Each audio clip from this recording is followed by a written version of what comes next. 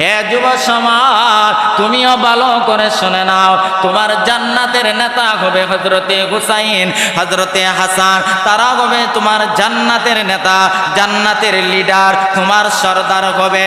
তোমার নেতা যেইভাবে বাতিলের সামনে মাথা নত করে না, তুমিও ওই নেতার অনুসারী হইয়া কেমনে বাতিলের সামনে মাথা নত করো, কেমনে তোমার চৌকের সামনে জুলুম হচ্ছে তুমি সেটা প্রতিবাদ করতে পারো না, সেটা মেনে নাও। তোমার সামনে অন্যায় হচ্ছে প্রতিবাদ করতে পারো না, যদি তুমি অন্যায় অবিচার জুলুমের প্রতিবাদ করতে না পারো, খোদার কসম করে বলতে পারি জান্নাতে তোমার নেতা হুসাইন তোমার নেতা হবে না, বরং অন্যায় অবিচার জুলুমকে সাপোর্ট দেওয়ার কারণে, সেইগুলা মেনে নেওয়ার কারণে হাসরের ময়দান হবে আবু জেহেলের সাথে, আবু লাহাবের সাথে, উতবা সাইবা ফেরাউন আস ইবনে ওয়াইলের সাথে তুমি মুসলমানের ঘরে জন্ম নিও, কিয়ামতের মাঠে ওই আবু জেহেল আবু লাহাবের সাথে তোমার হাসর হবে, তাদের ঠিকানা হবে জাহান্নামে। তুমি মুসলমানের ঘরে জন্ম নিও, দাড়ি টুপি পাঞ্জাবি লাগাইয়াও অন্যায় অবিচারকে সাপোর্ট দেওয়ার কারণে তোমার ঠিকানাও হবে জাহান্নামে, ঠিক কিনা?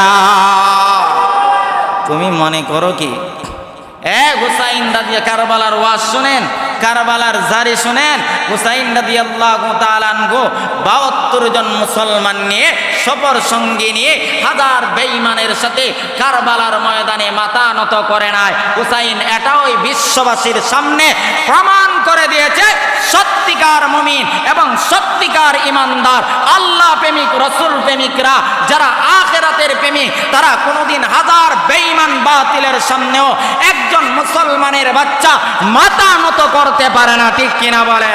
মুহররমকে কেন্দ্র করে আমরা যে কাজগুলা করি সম্পূর্ণ ওইগুলা কাজ ইসলাম সাপোর্ট করে না, ইসলামে এইগুলা কাজকে নিষিদ্ধ করা হয়েছে।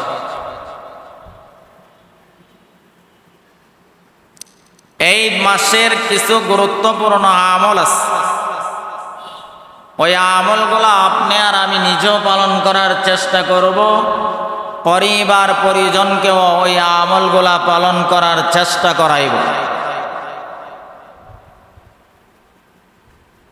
এই মাসের প্রথম আমল হলো রাসূল আকরাম সাল্লাল্লাহু আলাইহি ওয়াসাল্লাম বলেন,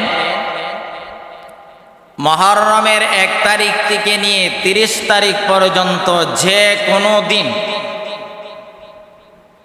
কেউ যদি নফল রোজা রাখে, তাহলে অন্য মাসে নফল রোজা রাখলে যে সওয়াব, এই মাসের যে কোনো দিন যদি কেউ রোজা রাখে তার আমল নামাতে ডবল সওয়াব আল্লাহ লিপিবদ্ধ করে দিবে।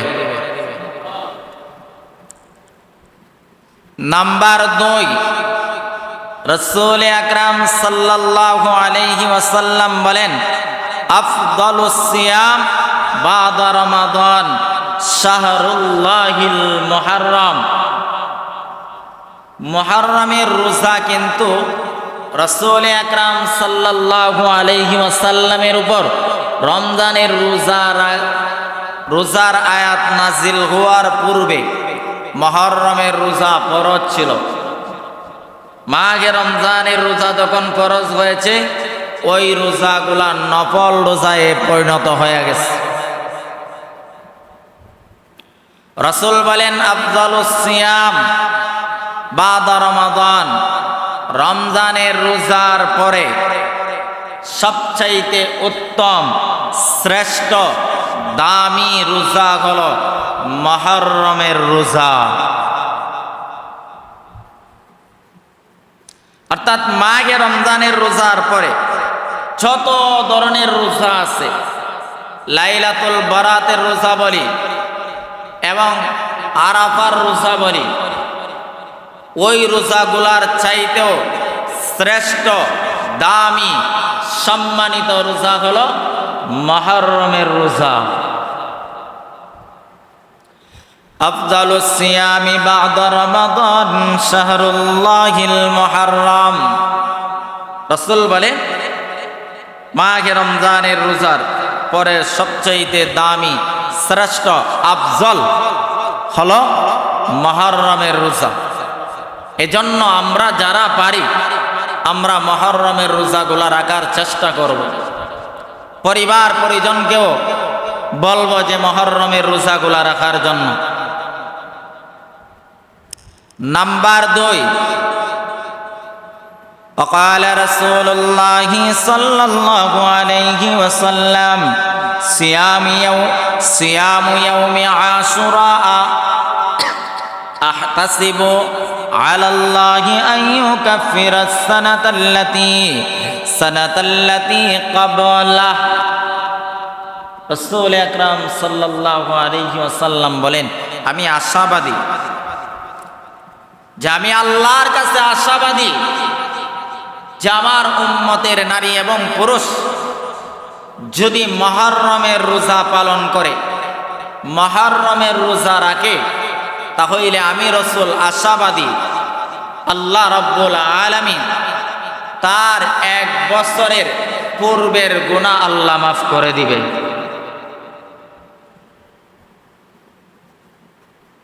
তাহলে মুহররমের রোজা রাখার দরকার আছে না নাই?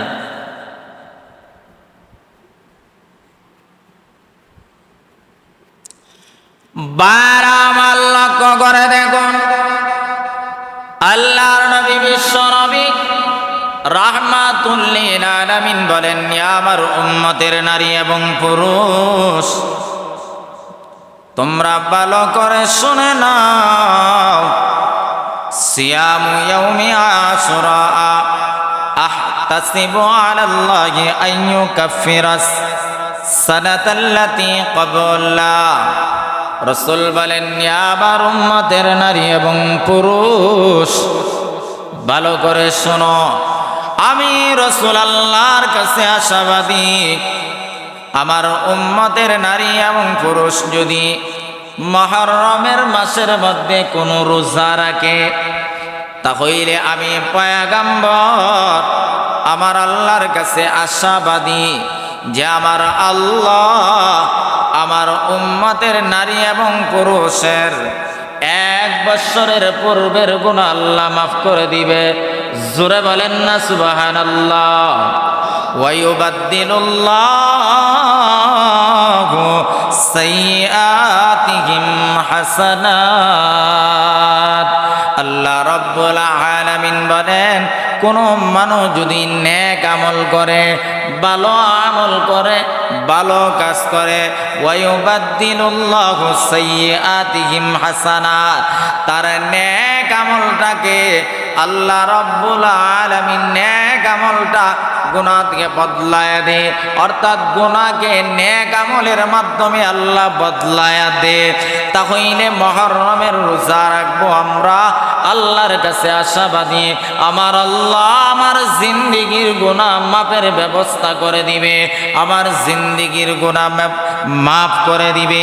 রাসূল আকরাম সাল্লাল্লাহু আলাইহি ওয়াসাল্লাম যখন মক্কা ছেড়ে মদিনায় হিজরত করলেন, রাসূল যখন মক্কা থেকে মদিনায় গেলেন, মদিনায় যাওয়ার পর রাসূল দেখতে পারলেন ইহুদিরা 10ই মুহররম তারা রোজা রাখে। তখন তাদেরকে জিজ্ঞাসা করা হলো, তোমরা 10ই মুহররম কেন রোজা রাখো?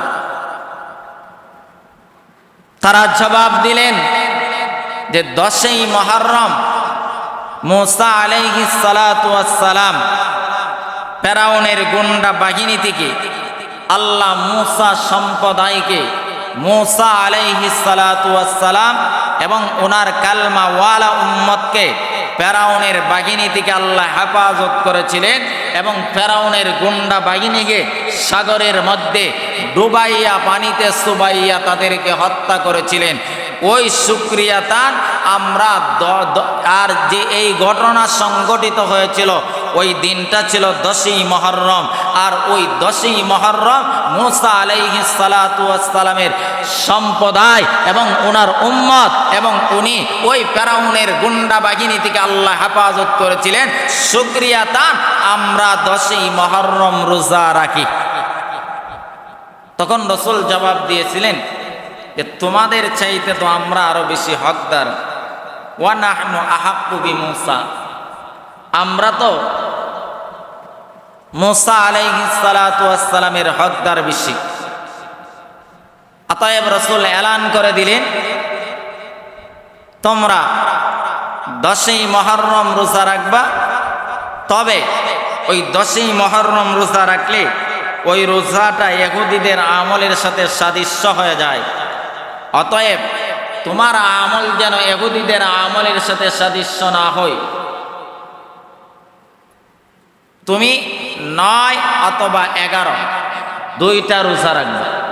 9, 10 অথবা 10, 11 দুইটা রোজা রাখলে ইহুদিদের আমলের সাথে সাদৃশ্য হবে না। এজন্য রাসূল আকরাম সাল্লাল্লাহু আলাইহি ওয়াসাল্লাম বলেন, সুমু আশুরা ওয়া খালিফু ফীহিল ইয়াহুদ ওয়া সুমু ক্বাবলাহু ইয়াওমান ওয়া বাদাহু ইয়াওমা। রাসূল বলেন 9 অথবা 10, 10 অথবা 11 দুই দিন রোজা রাখতে হবে। ওই 2 দিন রোজা রাখলে ইহুদের আমলের সাথে সাদৃশ্য হবে না, আপনার আমলটা নবী মুহাম্মদের আমলের সাথে সাদৃশ্য হয়ে যাবে। আর নবী মুহাম্মদের আমলের সাথে যখন আপনার আমল সাদৃশ্য হয়ে যাবে, রাসূল আকরাম সাল্লাল্লাহু আলাইহি ওয়াসাল্লাম বলেন, মান তাশাব্বাহা বিকৌমিন ফাহুয়া মিনহুম। আপনার আমল যখন রাসূল আকরাম সাল্লাল্লাহু আলাইহি ওয়াসাল্লামের আমলের সাথে সাদৃশ্য হয়ে যাবে, তখন কিয়ামতের ময়দানে আপনার আমল রাসূলের আমলের সাথে মিলানোর কারণে, আমলের সাথে সাদৃশ্য হওয়ার কারণে রাসূলের সাথে হাসর হবে। আর রাসূলের সাথে হাসর হলে আপনার ঠিকানা হয়ে যাবে জান্নাতে। সুবহানাল্লাহ বলে। তাহলে রোজা যারা রাখবো 2টা রাখতে হবে। একটা রাখলে ইহুদির সাথে আপনার আমল সাদৃশ্য, 2টা রাখলে আপনার আমল রাসূলের আমলের সাথে সাদৃশ্য। তাহলে আবার আসুন, আমরা 10ই মুহররমকে বিভিন্ন কুসংস্কারের মাধ্যমে, বিভিন্ন বেদাত অপসংস্কৃতির মাধ্যমে 10ই মুহররম আমরা পালন করি। আমরা মনে করি যে 10ই মুহররম রাসূলের কলজার টুকরা নাতি হযরতে হুসাইন রাদিয়াল্লাহু তাআলা আনহু শাহাদত বরণ করার কারণে 10ই মুহররমের মর্যাদা বেড়ে গেছে। এটা সম্পূর্ণ একটা ভুল ধারণা, ভুল কথা সমাজে প্রচলিত। 10ই মুহররম তো আগ থেকেই ছিল, পূর্বে থেকেই 10ই মুহররমের গুরুত্ব ফজিলত ছিল। বরং হুসাইন রাদিয়াল্লাহু তাআলা আনহু 10ই মুহররম শাহাদাত বরণ করার কারণে, ইয়াজিদ বাহিনীর হাতে হত্যা হওয়ার কারণে, হযরতে হুসাইন রাদিয়াল্লাহু তাআলা আনহুর কারণে 10ই মুহররমের মর্যাদা বাড়ে নয়, বরং হুসাইন রাদিয়াল্লাহু তাআলা আনহু 10ই মুহররম ইয়াজিদের গুন্ডা বাহিনীর হাতে হত্যা হওয়ার কারণে, শাহাদত বরণ করার কারণে হুসাইন রাদিয়াল্লাহু তাআলা আনহুর মর্যাদা বেড়ে গিয়েছে। ঠিক কিনা বলেন? আমরা মনে করি যে 10ই মুহররম হুসাইন রাদিয়াল্লাহু তাআলা আনহু শাহাদত বরণ করার কারণে মনে হয় 10ই মুহররমের মর্যাদা বেড়ে গিয়েছে। এটা সম্পূর্ণ একটা ভুল কথা। মুহররম তো আগেও ছিল, বরং রাসূলের নাতি হযরতে হুসাইন রাদিয়াল্লাহু তাআলা আনহু 10ই মুহররম শাহাদত বরণ করার কারণে বরং ওনার মর্যাদা বেড়ে গিয়েছে। যদি 10ই মুহররম হুসাইন রাদিয়াল্লাহু তাআলা আনহু শাহাদত বরণ করার কারণে 10ই মুহররমের মর্যাদা বেড়ে যায়, আমি জানতে চাই, কারণ 10ই মুহররমের 2 তারিখে হযরতে ওমর রাদিয়াল্লাহু তাআলা আনহু শাহাদত বরণ করেছে। মুহররমের 8 তারিখে সিদ্দিকে আকবর দুনিয়া থেকে বিদায় হয়েছে। যদি মুহররমের হুসাইনের কারণে 10ই মুহররমের মর্যাদা বাড়তে পারে, ওমর রাদিয়াল্লাহু তাআলা আনহু 2 তারিখে শাহাদত বরণ করার কারণে, পৃথিবী থেকে বিদায় হওয়ার কারণে আরো 1000 কোটি গুণ মর্যাদা বাড়ার 2 তারিখের কথা ছিল। হযরতে আবু বকর সিদ্দিক রাদিয়াল্লাহু তাআলা আনহু উনি মুহররমেই পৃথিবী থেকে বিদায় হয়েছে। ব্যক্তির কারণে যদি দিনের মর্যাদা ব্যর্থ, তাহলে আবু বকরের কারণেও ওই দিনের মর্যাদা 1000 গুণে বেড়ে যাইত। কথা ঠিক কিনা বলেন?